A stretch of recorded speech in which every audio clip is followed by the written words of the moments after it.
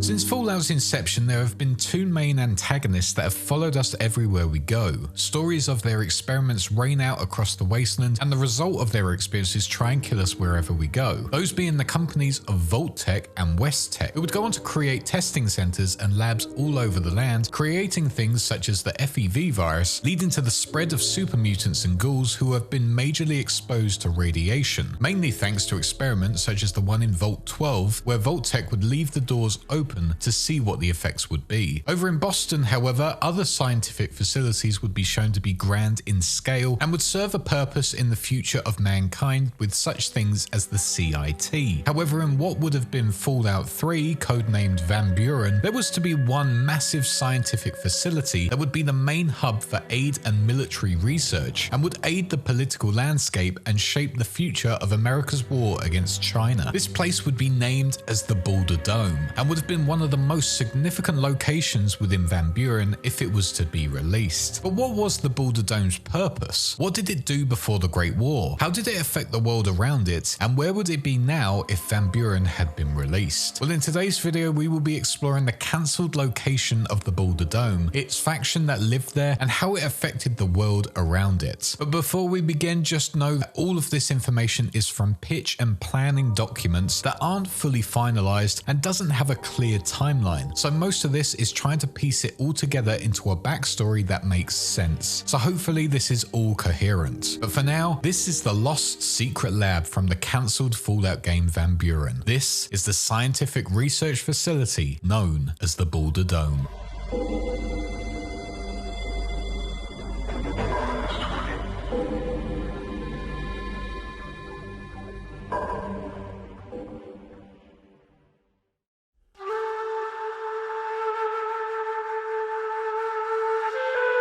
Located out within Colorado was the city of Boulder, and within this city lived many great scientists who would advertise themselves all over the lands to group together to conduct their own research projects. This was all encouraged and supported by Denver's industry leaders, and on top of that, they would have a great military presence to protect them and keep what they were doing safe. Because of this encouragement from the local governments and industry leaders, the scientists within Boulder before the Great War were able to make massive strides in technological jumps, creating such things as biomed gel and other medicines, alternate energy sources, robotics, and would also go on to create the first ever power armor prototype. With all of these creations, the scientists realized they needed a new place of study for themselves where they could progress even further. Saying that, the construction of their own personal research dome was not even considered until the nearby Rocky Mountain Arsenal started leaking a mass load of toxic waste out into the area, creating a poisonous cloud that would sweep through the whole of Denver, killing many in its path. With this, the military and local government knew they needed to protect the scientific research and house it in its own secure location away from any harm. This finally led to the creation of their own self-sustaining research dome that would be safe from everything, including nuclear attacks. Inside it, the scientists would go on to have a new project that would be encouraged by the military mainly, because they were the ones who funded the dome in the first place. This dome also was to be the prototype location for a much larger project. This was to be the city of the future, and what to expect for settlements later in life that was to be housed on the moon and other planets that humanity were trying to eventually reach. Before space travel was to be finalized and all of these amazing plans to go ahead, war broke out between America and China, and now a new role for the dome was to begin. Boulder became the host of political activity, which led to a lot of suspicion between the scientists and the military who were now swamping the area. This outbreak of the war also led to something absolutely horrifying as a new plague was sweeping through the country. This plague was eventually found out to be thanks to the US government, who were actively developing a virus named the Forced Evolution virus, and in the process of researching this, it would create a new pandemic that would kill millions in its tracks. The new plague or blue flu spread to Denver almost immediately and started affecting the residents there, leading to the deaths of over 200,000 citizens by 2053, with most of them being within this city and Colorado Springs. Learning of this, the scientists of the Boulder Dome made it their primary research to try and ultimately find a cure for this this virus that was devastating their home country and leading to the American war effort to be affected because of it. One major problem with this, however, was that the people of Denver were panicking, and rightly so, but it meant they were seeking an escape from the city. For the scientists, this was terrible news, as they feared these people would want to seek refuge within their secure dome. And if they did get there, they would go on to spread the plague even further and infect every single person inside. Luckily for the scientists, the residents of Denver would flee north instead, and because of that, their dome was safe. Now being its own personal fallout shelter, the scientists would put themselves into cold sleep stasis, which was originally going to be used for when they would travel into space, but now they were used to simply let them see the new world after the bombs had fallen. Now with the war in full swing, the mountain range became a prime target for China, as it housed military facilities and was the home of NORAD, which simply stood for the North American Aerospace Defense Command. Despite most of the mountain range being turned into just radioactive smoking craters, with Denver being hit as well, the Boulder Dome remained standing and would continue on to stand there 170 years after the bombs had ended the Great War. For the scientists, however, some would wake up from their cold sleep and would continue on in this new world, but it would be one who would wake up and want to change the world to their own ideals, making humans the dominant species once again. It was here where one mad scientist known as Presper would start to thrive again.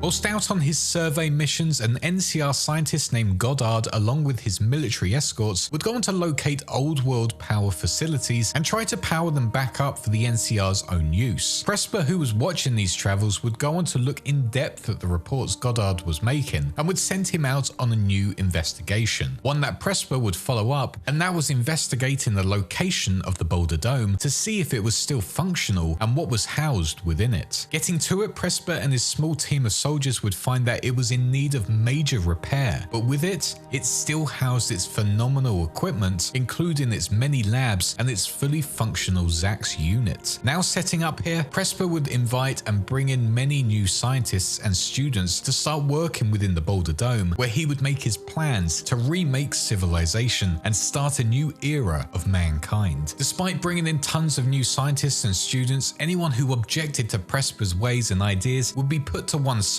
and frozen in cold sleep, using the same technology that the scientists went into before the bombs fell. Knowing that he had the Boulder Dome in the palm of his hand, Presper tried to harness the code technology, which translated to the challenge, opportunity, discipline, and ethics technology that he wanted to use on people to force them to cooperate with him. But even if he got access to this technology, now was not the time to use it. 4 years before all of this happened, however, the NCR was falling and their power in the region was dwindling.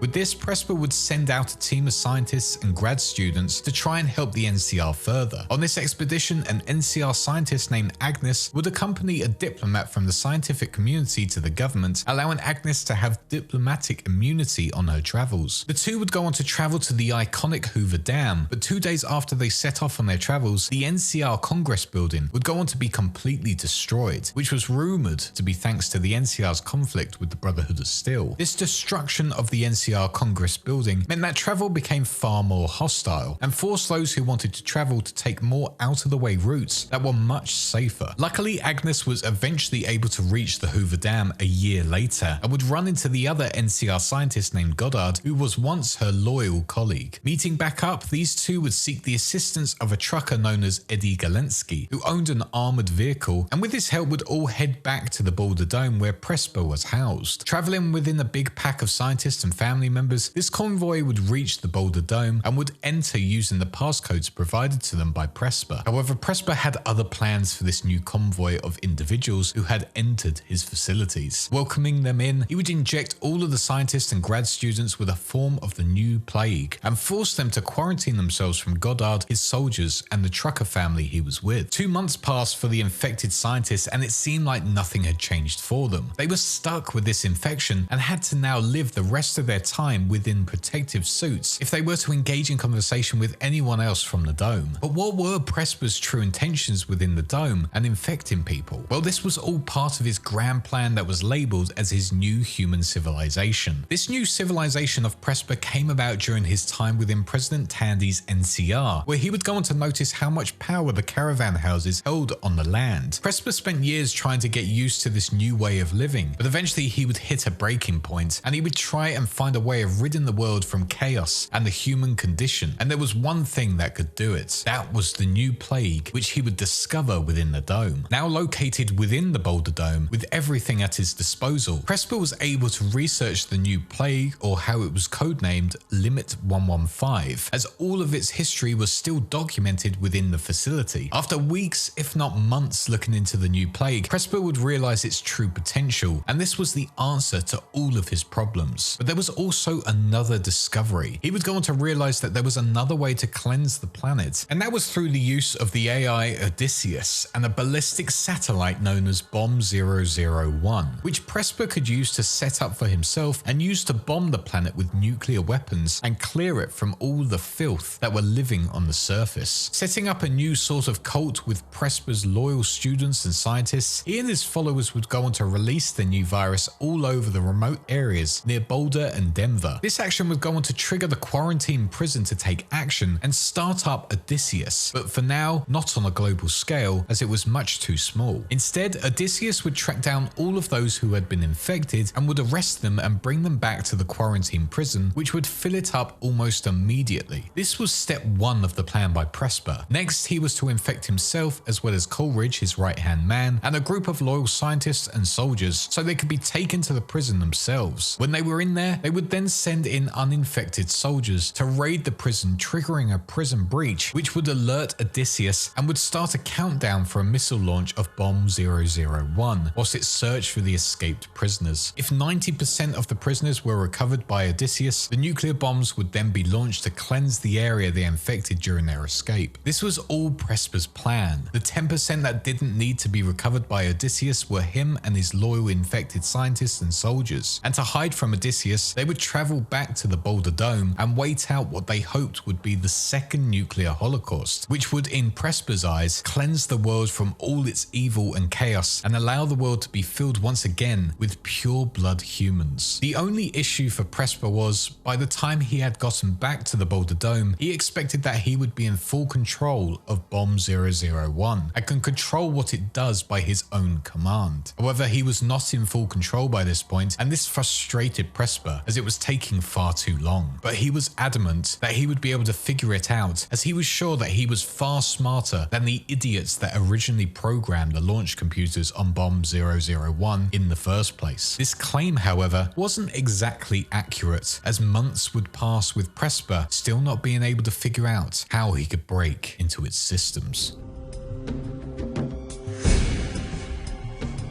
2 years passed after this event, with everyone remaining in the Boulder Dome, and it became apparent to many that this was the way the world worked now, and they just had to wait until they could maybe go out into the wide world again. The people living there got stuck into their regular routine of wearing protective suits if they were infected and repairing the dome and its facilities. Having tons to do all over made it easy for people to stay calm and stop them from going completely mad. Despite that, there is a concern amongst the infected scientists that one day they will be left by the soldiers and the truckers and be left to rot with their new virus. On their quest to find answers about the facilities, one grad student by the name of Paul would discover the sleeping scientists who had been sent there in recent years deep within the facility, and found that Presper was the one who sent them there to help him with his new world order of bringing back pure blood humans. At the same time, another grad student by the name of Sean would discover the fully functioning Zax whilst on one of her hikes. A few years passed and a glowing ghoul would show up on the north end of the town, and when turning up there would suddenly collapse and die. The scientists would go on to find the body and would mark it with radioactive warnings and would actively debate how they would dispose of it, with one of them suggesting dumping a ton of cement cement on top of it to cover it. Whilst they debated all of that, however, Paul, when speaking to the Zax, found out that it was quickly running out of storage space, and when it inevitably ran out, the Zax would not be able to power the dome anymore, and it will start to damage the whole facility and the people inside of it. This means the scientists have a new goal in which they have to find large media storage units such as holodisks, holotapes, and holodisk tapes to expand the Zax memory bank and allow the dome to continue on housing everyone. Without that new memory, the Zax will start eating up its own memory, destroying all of the Boulder research with it, meaning the hard work they had done during their years there and the pre-war years will be gone forever. A few more months passed and the scientists started getting worried once again as a new broadcast would be heard from within Denver itself. It is a cry for help, but the scientists do not want to answer due to more fear that they will be attacked, and not just by bandits, raiders, or desperate individuals, but from people suffering from the new plague that are not wearing protective suits. At the same time, 2 more glowing ghouls would show up within a 3-day period. This would lead the soldiers housed within the Boulder Dome to become paranoid, thinking that this area was run by the ghouls, and they were located within hostile territory. This would all come to a head when Sergeant Larson would lose his mind, paranoid that the ghouls were all around them. With this mindset, Larson would be desperate to take some rad away, use it to find the ghoul colony, and kill all of them, allowing them to be safe once and for all. Goddard, however, would step in and refuse this, saying it was far too risky. However, Agnes would suggest that they do in fact go and do this quest, as it would allow them to let off some steam. 6 months before the mysterious individual known as the Prisoner would turn up to the Boulder Dome to discover what was going on, the storage issue for the Zax was getting worse and dramatic action would be needed now. Galensky would use this opportunity to run west to find some holodisks to bring back to the dome, but would be unsuccessful on his travels. On his journey, however, he would run into the horrifying cannibalistic tribe of the Jackals, who became immediately hostile to him, trying desperately to kill him and eat his flesh. Galensky, well trained in combat, was able to fight off all but one of the Jackals trying to attack him, and after that would head back to the dome to report what had happened. The lone Jackal that had survived the attack, however, would run back to the tribe's main location and tell them everything that had happened. He would tell them about the armored truck, the man who attacked them, and ultimately where he was heading. Realizing this was a much more important issue at hand, the Jackals would stop fighting one another and would unify together to hunt down these individuals and get their new food source, with the help of a super mutant named Jimmy T, who would also want to hunt down these individuals. Back at the dome itself, yet another glowing creature would show up on their doorstep, and finally Larson and his team were given the green light to start doing their patrols and would be given Radaway before that. Agnes would not feel fully comfortable with giving away too much Radaway, as she would start believing taking it for too long would be massively dangerous for your overall health. Larson would realize that this meant that they wouldn't be given any more Radaway for their journeys, and he knew he had to try and convince her to change her mind. Here he would over-exaggerate how many ghouls they would go on to find to make it so that they would definitely get more Radaway to continue their patrols. 1 month later, the super mutant of Jimmy T would go on to leave the cannibalistic Jackals, as they would want to become the slave tribe of the Daughters of Hecate, and Jimmy knew that they would not want him around at all. The only purpose he would serve them would be by being a sacrifice, which he really did not want. With this, Jimmy would go on to meet with Galensky and his wife and would ask them to ship him south. The soldiers within the area would say no immediately to the super mutant. However, Helen and Galensky had met with Jimmy before, as he had gone on to heal one of their kids when he was sick, and with that past, the two agreed to help transport the super mutant. Soon after all of this, whilst visiting Denver in response to the radio transmissions heard previously, Galensky would go on to find a group of traveling salvagers who were willing to trade with them. As he did, he would go on to acquire computer chips and holodisks, exactly what the scientists needed back at the dome. However, as he made his peace with the salvagers, Galensky would go on to witness the Jackals had turned up in full force and were too strong for him to take on by himself. This wasn't the only problem, however, as the scientists had just learnt that Larson and his soldiers had become heavily addicted to Radaway, something that Agnes had predicted, and now it was becoming hostile between the two parties. This got worse in the following months as patrols became more erratic. Larson was becoming heavily paranoid, thinking everyone was against him and that ghouls and irradiated things were coming to kill them for being in their area. This continued as another ghoul wandered into the area, which triggered the scientists into believing that the soldiers had not been doing their job properly and they weren't doing anything at all, just taking the Radaway and leaving. This would would only further Larson's paranoia as he would go on to pull a gun on a scientist, forcing them to give up all of their med supplies for what he claimed was their last patrol. Goddard realized there was only one way to get past this situation, and that was to agree to what they wanted. However, after they take all of the medicine for themselves, the scientists would close the door behind them, leaving them alone to starve and die outside. This would be made a secret, with Goddard only telling Agnes that he was an exile, and the other soldiers just simply did not return from their patrols. Eventually, the soldiers who had gone off on their supposed last patrol returned back to the dome, only to find that they had been locked out and no one was opening up to them. Believing this was a genuine mistake, the soldiers continued on until finally it dawned on them that this was indeed intentional. This forced the soldiers into moving out of the area of Boulder, knowing full well that the jackals were forming in their masses and would be doing regular attacks on anyone they saw as a target and trying to find a way into the dome itself. But for the soldiers, moving away from the area was not a wise move. They all became unwell and were starving, with one of the soldiers going mad and being shot by Larson. They knew they had to do something, and now with this dead soldier's body, they could, as they would go on to offer it to the jackals as a peace offering. This worked and allowed the soldiers and the tribespeople to become allies, both having a similar goal of trying to get into the dome. But it wasn't the end of their troubles, as all of the soldiers had now used the last of their radaway and were in major withdrawal. Whilst all of this was going on, the prisoner or playable character would finally show up and witness the dome in all its glory. It is here where they would witness Presper and his goal for a new civilization and trying to recover the Zax units and hacking into the Bomb 001 program. And the prisoner would try and aid the scientists whatever way they could. One example of this was one scientist known as Sean would be trapped outside of the inner dome as it would go on to be shut down. The other scientists were furious with this situation and needed to find a way to get her back in. As the prisoner would go on to meet Sean, it was clear that she was nearly out of oxygen, but refused to open up her suit to get aid. The reason for this was simple. She simply did not want to infect the prisoner with the new plague and would happily die knowing she was not going to infect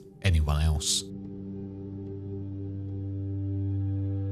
In the end, the fate of the scientists, soldiers, and Presper would all be down to the prisoner, who would determine the events and how that shaped the world around them. Would the mad scientists win, or would there be a cure found for the devastating new plague? Unfortunately, we will never know, as this whole storyline would be cancelled with Van Buren. That isn't to say that the Boulder Dome and its concepts never made it into a Fallout game, as there are multiple things within Fallout New Vegas and some other games that were based off of this design. The dome itself became the main core foundation for the Big Empty, which shared that same dome and was also used as a scientific hotspot for the think tank, run by the other crazy scientist known as Boris. Presper could also be linked to someone like Father Elijah, whose hatred of the faction he was once a part of has turned him into a madman looking for revenge any way he could, seeking out scientific discoveries to use as weapons to really fight back and destroy the world he once knew. Odysseus would also be originally named Ulysses, and its link to the Bomb 001 would be very closely linked to Ulysses within New Vegas, again who this time was a single man, but his all-round goal would be the combination of Presper and Bomb 001, which was to destroy the new America and to fully reshape it once again. You could also argue the overall goal of the Institute from Fallout 4 was similar, hoping that the superior minds of the Institute would rule over the surface and bring it back to a better world for themselves. On top of that, the whole freezing of scientists feels very similar to the goals of Vault-Tec in Vault 111. So to have that whole idea and the thought of going into space with a city of the future like the one in Nuka World is a cool concept, and I'm glad it was brought back into the Fallout universe despite being cut with Van Buren. For the new plague, however, this would go on to be within the game universe and said to be canon, as it was located all over the country. How it spread is relatively unknown, with not many accounts really documenting where exactly it came from, with some saying it was an American bioweapon that leaked out, made by West Tech, and others saying it was captured by China and used on the American people. Essentially, it is a real virus within the game and was the beginning of the far more deadly virus known as the FEV, which would go on to transform many into deadly mutants all across the land. It's sad to see that the Boulder Dome never officially made it into the game, as the story of it and its inhabitants seems to be really something something interesting and gives the player many different moral choices on their journey. However, luckily its legacy lives on through many of the topics and characters that did make it into the game, such as the Big Empty. So in the end, the whole thought process behind the Boulder Dome was not wasted. But for now, this was the story behind the lost secret lab and fallout shelter known as the Boulder Dome, as well as its mad scientist Presper from the cancelled Fallout game known as Van Buren.